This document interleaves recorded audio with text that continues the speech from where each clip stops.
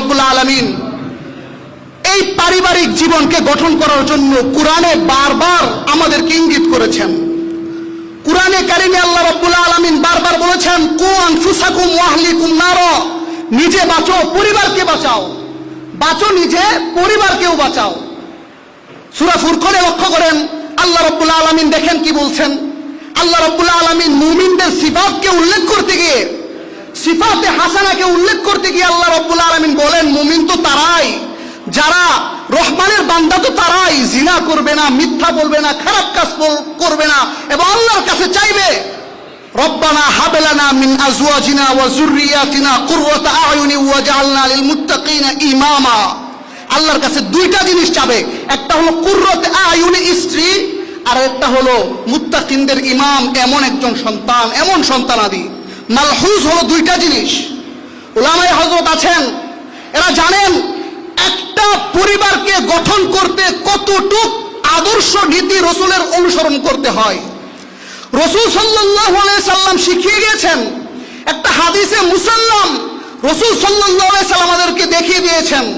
রাসূলুল্লাহ সাল্লাল্লাহু আলাইহি সাল্লাম তার পুরাটা জীবনের মাঝে বারবার ইঙ্গিত করেছেন, হযরত ফাতেমাকে শিক্ষা দিয়েছেন, আয়েশাকে শিক্ষা দিয়েছেন।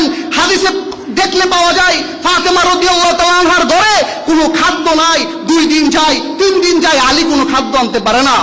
হঠাৎ আলী যখন নির্ভীক হয়ে ঘরের দরজায় শুধু একটা টোকা দেয়, হাদিসে আসছে সাররাত ওয়া তাবাসসামা, ফাতেমা হাসতে হাসতে মুস্কে মুস্কে হাসতে হাসতে জড়ায়া ধরতেছিল। এই পরিবার, এটাই ছিল পরিবার, এটাই ছিল ভালোবাসা।